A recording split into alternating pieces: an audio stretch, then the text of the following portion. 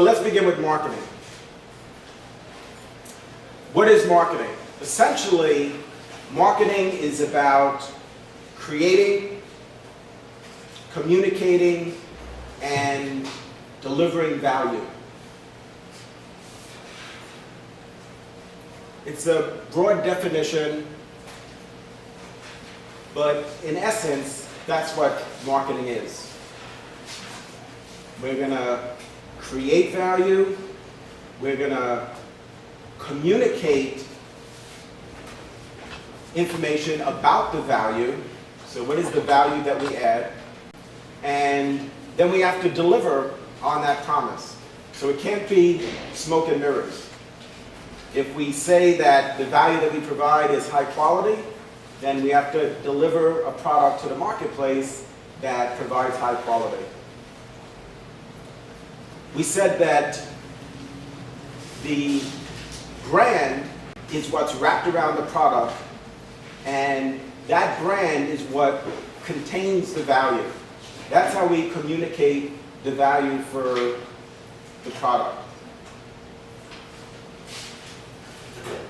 Value, we need to address the question, what is value?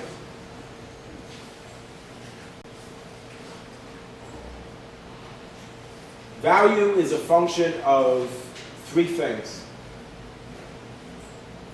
the price of the product, the benefits, and the level of quality.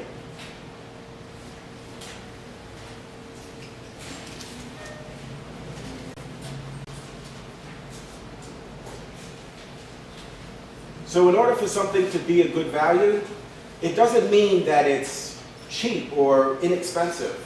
For something to be a good value means that relative to the benefits and the quality and the price, we're getting a value.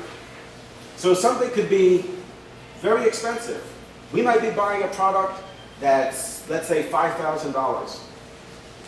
An alternative product might be $1,000.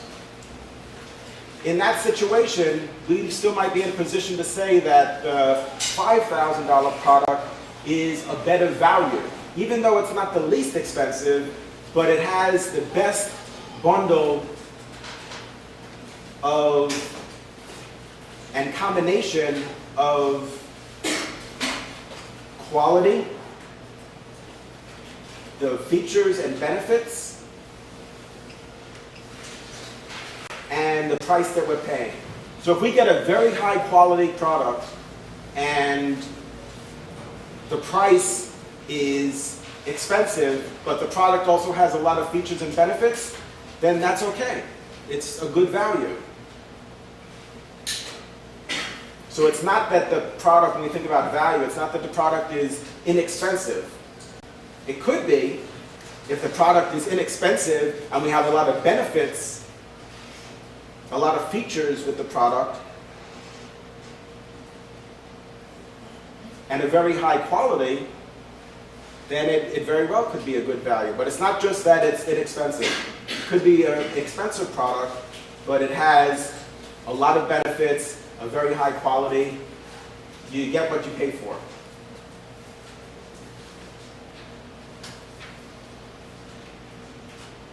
The brand, we said, is what's wrapped around the product.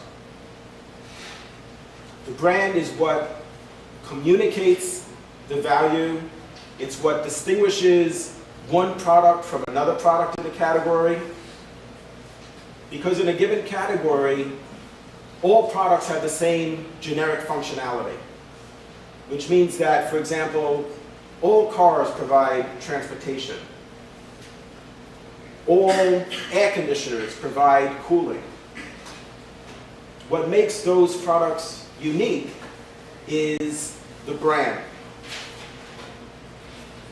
The brand is our way of communicating to the target market or to the target audience what it is about our product that's unique. What are the points of difference for our product relative to the competitor's product? And there's 3 levels in a brand hierarchy. So because the brand and the product are so closely interrelated, remember we said the brand is what's wrapped around the product, it's important to understand branding strategy. There's 3 levels in a brand hierarchy. The first level is the corporate brand, then the master brand, and then the sub-brands. So an example would be Toyota Motor Sales USA. Toyota Motor Sales USA is the corporate brand. Beneath that is the master brands for Toyota, which includes Scion, Toyota, and Lexus. They segmented the market based on price point. They have a good, better, best pricing scheme. So what they did was they developed a unique master brand to penetrate each one of those segments. They realized that a brand can't be all things to all people. That there's only so far that you could stretch a brand. That's what they call brand elasticity. What Mercedes did was they also segmented the market into those 3 segments, but where they made a mistake was they tried to stretch their brand across all segments instead of creating a new master brand. So when they wanted to move from selling $130,000 cars to $30,000 cars, instead of creating a new master brand, they simply introduced a $30,000 Mercedes, which is a problem. That's telling the public that your brand is bipolar. That's very confusing. A brand has got to be clearly positioned in the market. And the way that our positioning is communicated is through advertising.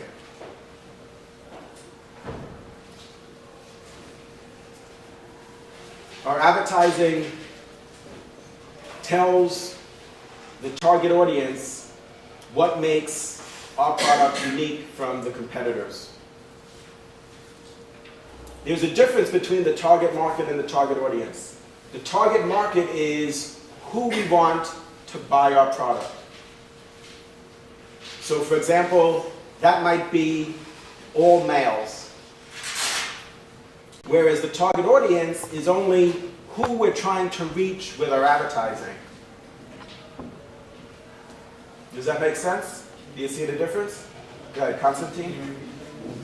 Yeah, the target market is who we want to buy our product, or who we want to sell our product to. So it might be all men.